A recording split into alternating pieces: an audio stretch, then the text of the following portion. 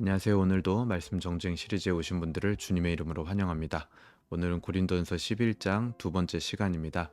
어제 말씀을 읽었기 때문에 오늘은 2절부터 16절까지 바로 먼저 묵상을 해보면 좋을 것 같습니다.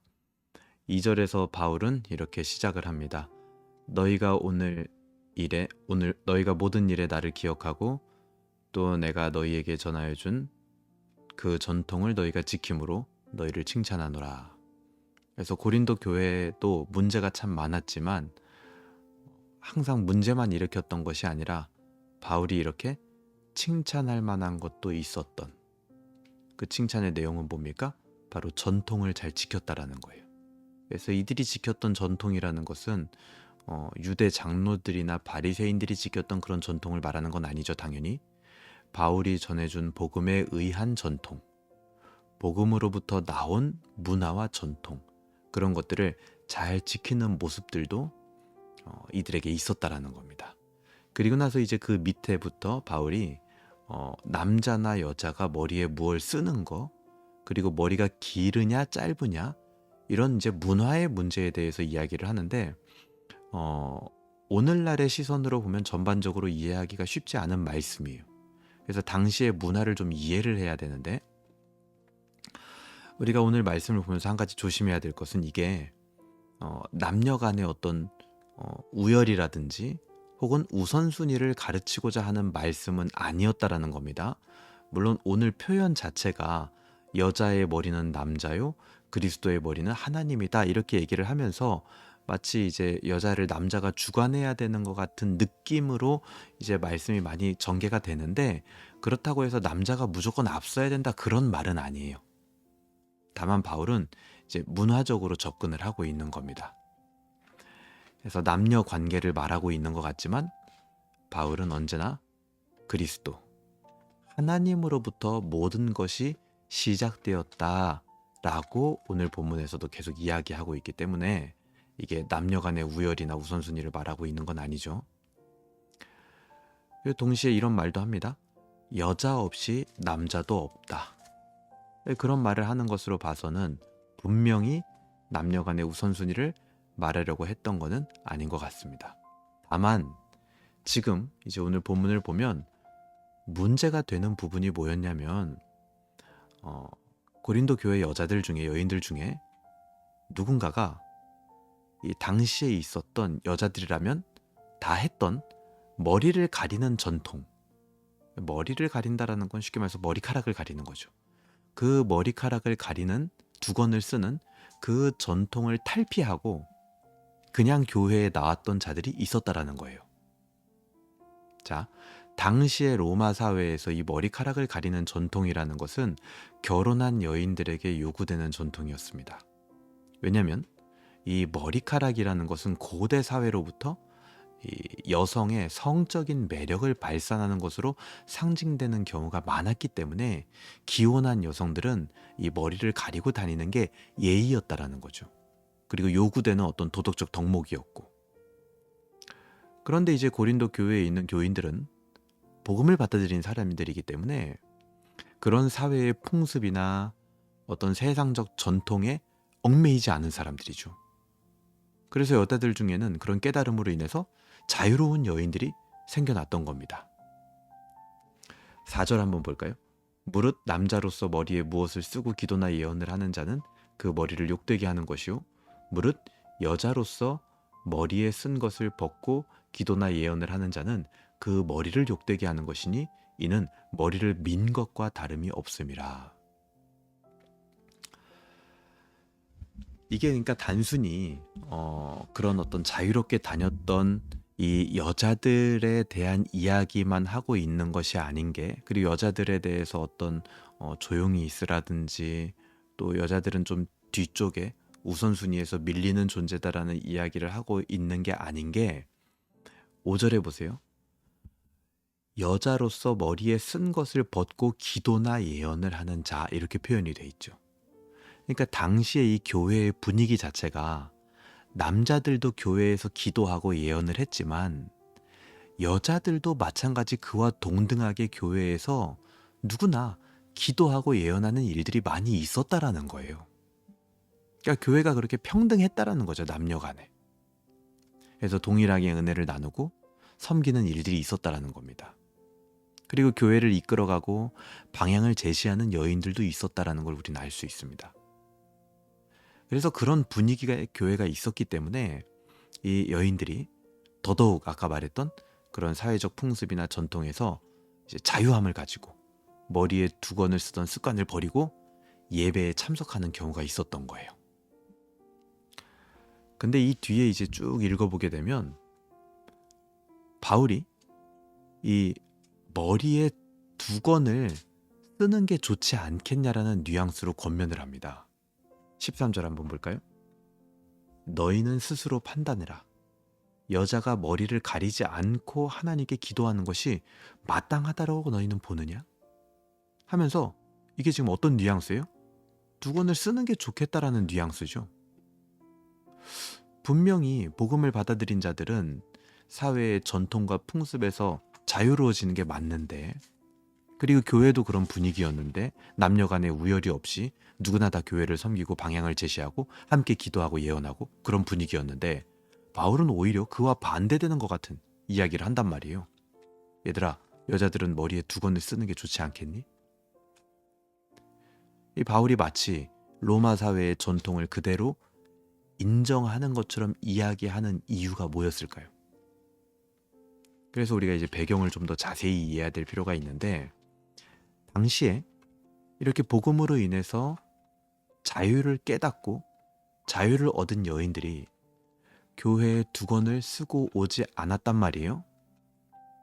근데 그것으로 인해서 그들은 자유로웠을지는 모르나 교회에서 하나님께 예배하고 또 예배에 집중하고 또 하나님이 가장 존중되어져야 하는 그 시간이었던 그 예배에 참석하는 모든 자들이 그렇게 다 동등한 자유를 느낄 만큼의 깨달음이 있었던 것들은 아니었단 말입니다.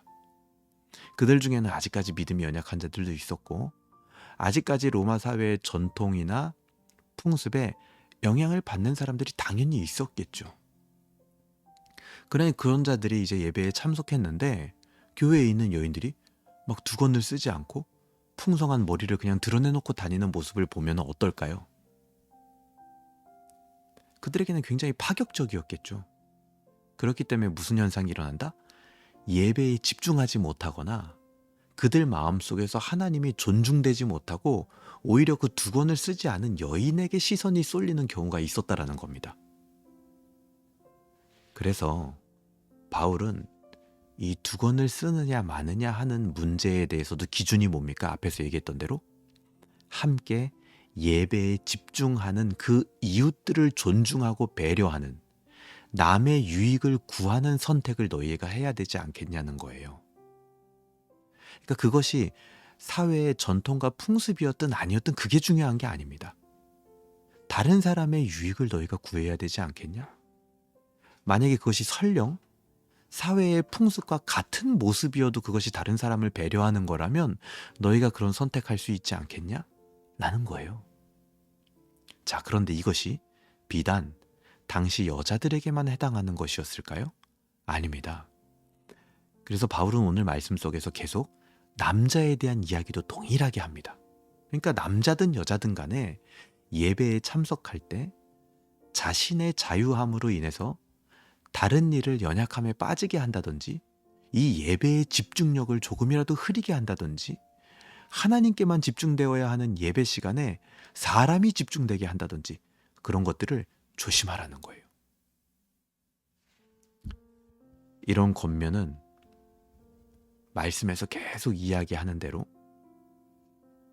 그리스도를 자기 머리로 삼는 사람이라면, 그리고 그 그리스도의 머리에 심지어 하나님이 있다라는 것을 인정하는 사람이라면 이런 권면을 받아들일 수 있을 것이다. 바울은 그렇게 얘기하는 겁니다. 이것이 교회의 전통, 복음의 전통인 거예요. 그리고 고린도 교회가 앞으로도 지켜나가야 하는, 칭찬받아야 되는 전통이라는 거죠. 단순히 로마 사회의 풍습을 그대로 지켜라 이 말이 아니라는 거예요. 오늘날 이 말씀을 어떻게 적용할 수 있을까요? 오늘날은 뭐 우리가 머리에 무언가 쓰느냐 마느냐, 예를 들어서 지금 이슬람에서 뭐 여인들이 머리에 쓰는 것처럼 그런 걸 기독교인들도 써야 되느냐, 뭐 로마 가톨릭에서 미사를 볼 때 아직도 그 자매들이 쓰는 하얀색 그런 것들을 써야 되느냐 마느냐, 이런 문제로 1대1로 적용하기는 쉽지 않을 것 같습니다. 왜냐면 옛날 사회처럼 그 머리카락이라는 게 어떤 성적인 매력이라든지 집중을 흐릴 만큼의 어떤 효과를 주고 있는 것 같지는 않아요. 근데 다만 그것과 동일하게 우리가 의복이나 복장이라는 면에서 볼 때 원리를 동일하게 한번 적용해 볼 수 있겠죠. 남자든 여자든 너무 자유로운 마음에, 지금 세상이 그러하듯이 남의 시선을 별로 신경 쓰지 않는 마음으로, 마음과 그런 복장으로 예배에 참석한다? 그것은 사실 언제나 재고되어져야 할 것입니다. 목사님, 뭐 교회가 무슨 복식이나 의복 그런 거에 얽매이고 그런 게 어디 있습니까? 자유롭게 하나님 앞에 예배할 수 있죠. 맞습니다. 그게 틀렸다라는 게 아니에요. 다만 그것이 예배에 함께 하고 있는 이 형제 자매들의 어떤 연약함이나 존중과 배려, 남의 유익을 구하는 복장과 의복인지 그것을 생각해 봐야 된다는 거죠. 우리는 복음으로 자유해진 존재이지만 분명 우리 위에는 그리스도가 계시다라는 것을 잊어서는 안 됩니다. 그렇기 때문에 남의 유익을 구하라는 이 진리의 말씀이 우리의 자유 위에 있어야 되는 거예요. 우리의 자유함은 하나님을 우리의 머리로, 주인으로 인정하는 자유함입니다. 우리의 모든 것을 통해서 예배에 집중되려고 하고 또 그것을 돕고 있는지 오늘 생각해 볼 수 있으면 좋겠습니다. 여기서 저는 한 걸음 더 나가보면 좋겠어요. 단순히 옷 입는 걸 조심하고 또 그 겉모습도 충분히 남을 배려하는 모습이어야겠지만, 더 나아가서 우리는 좀 더 적극적으로 한번 생각해 보자고요. 예배 시간에 아멘함으로, 그리고 또 함께 말씀을 열심히 봉독함으로, 그리고 또 함께 입 벌려서 찬양하고 기도함으로 서로 간에 예배를 더 적극적으로 세워가고 돕고 있는가. 내가 의복을 조심하는 거는 약간 좀 간접적이죠. 수동적이죠. 근데 하지만 능동적이고 적극적으로 예배를 세워가고 돕고 있느냐. 그런 부분도 한번 생각해 볼 수 있으면 좋겠어요. 그것이 진정 하나님을 머리로, 그리고 하나님을 존중하는 사람의 예배일 것입니다. 진정으로 예배를 돕는 자는 예배를 주관하시는 그 성령의 이끌림에 함께 이끌려가는 자예요.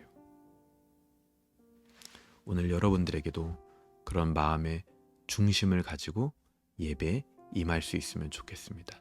그래서 나 혼자만 은혜 받는 것이 중요한 사람, 그것을 넘어서서, 물론 그것이 제일 첫 번째지만 그것을 넘어서서 나와 함께하는 모든 자들이 함께 은혜로 들어가기 위하여 하물며 기도할 수 있으면 좋겠습니다. 제가 기도하겠습니다. 하나님 아버지, 감사합니다. 오늘 고린도전서 11장 말씀 통하여서 우리가 함께 예배하고 교회를 세워나가는 지체들에 대한 그 마음이 어떠해야 하는지 우리가 다시 한번 살펴보게 됩니다. 이것은 단순히 사회의 풍습과 전통을 그대로 유지하라는 것이 아니요, 때로는 그런 모습이 나와 함께하는 연약한 지체를 세울 수 있는 것이라면 우리는 얼마든지 하나님을 주인으로 모시고 있는 자들이기 때문에 그런 모습도 취할 수 있다라는 바울의 권면, 또 진리의 말씀임을 우리가 깨닫게 됩니다. 하나님, 우리가 이제는 예배할 때 우리의 모습이 함께 예배를 세워나가는 모습인지 다시 한번 돌아보게 하여 주시고, 우리가 수동적이고 간접적인 모습으로도 예배를 세워가지만 능동적이고 또 적극적으로 예배 시간에 함께 아멘하면서 또 성경 말씀을 읽으면서 함께 입 벌려 찬양하고 기도하면서 그렇게 예배를 세워가고 있는지, 또 나의 은혜만이 아니라 다른 이들도 함께 은혜 받을 수 있도록 기도하며 그런 중심으로 예배하고 있는지, 또 그렇게 예배를 세워나가는 자들 될 수 있도록 하나님 은혜를 베풀어 주시옵소서. 감사드리며 예수님의 이름으로 기도합니다. 아멘. 네, 오늘도 우리 같이 묵상할 수 있어 너무나 감사했고요. 오늘도 하나님께 영광 돌리며 또 하나님을 즐거워하는 하루 되시길 바랍니다. 감사합니다.